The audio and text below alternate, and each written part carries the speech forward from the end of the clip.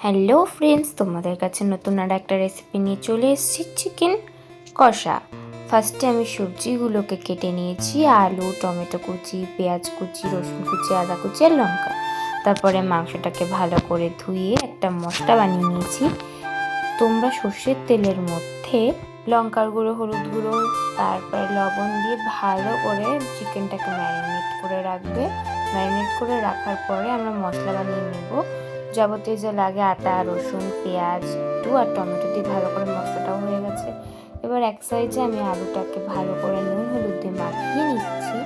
কড়াই বসিয়ে দিয়েছি গরম হতে, তারপরে তেল দিয়ে দিলাম। তেল যখন গরম হয়ে যাবে তখন আমরা তেলের মধ্যে আলুগুলোকে ছেড়ে দেবো। আলুগুলো ভাজা করে নেবো লাল লাল লাল লাল করে। সব আলু দেওয়ার পরে আমরা লাল লাল করে আলুগুলোকে ভেজে নিয়েছি। তারপরে আমরা আলুগুলোকে একটা বাটির মধ্যে তুলে চিকেনগুলোকেও ভেজে নেব। চিকেন যদি ভেজে তোমরা চিকেন রান্না করো, চিকেনটা টেস্ট হয়। তেলের মধ্যে গোটা গরম মশলা, তারপরে তেজপাতা আর পেঁয়াজ কুচি দিয়ে ভালো করে নাড়িয়ে চাড়িয়ে ভেজে নিচ্ছি। তোমরা আবার ভেবো না কড়াইটা এরকম কালো কালো কেন হয়ে গেছে, চিকেনটা ভাজার জন্য এরকম হয়ে গেছে। তারপরে যে মিক্সচারটা করে রেখেছিলাম সেটা দিয়ে দিলাম। তার মধ্যে তারপরে জিরার গুঁড়ো, হলুদ গুঁড়ো, লবণ, একটু লাল কাশ্মীরি লঙ্কার গুঁড়ো দিয়ে ভালো করে আমরা নাড়িয়ে চাড়িয়ে নিচ্ছি মশলাটাকে। মশলাটা নাড়ানো হয়ে গেলে আমরা ওর মধ্যে হাফ বাটির মতন জল দিয়ে দেবো, একটুখানি ভালো করে কষানোর জন্য। তোমরা ঝালটা তোমাদের অনুযায়ী দেবে, যেহেতু আমি বলেই দিয়েছিলাম আগে ভিডিওতে আমি ঝাল কম খাই আমরা, তো ওই জন্য ঝালটা কম দেওয়া হয়েছে। আর লবণটাও তোমাদের স্বাদ অনুযায়ী দেবে। তারপর আমরা কষিয়ে ভালো করে আলুটা দিয়ে দিলাম।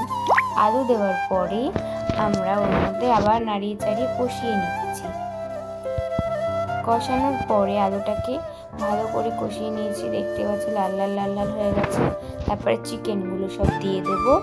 চিকেনগুলো দেওয়ার পরে আমরা ওটাকে ভালো করে নাড়িয়ে নিচ্ছি। আবার নাড়ানো হয়ে যাওয়ার পরে ওর মধ্যে একটুখানি কষানোর জন্য রেখে দিয়েছি, তো জল দিয়ে দিয়েছি।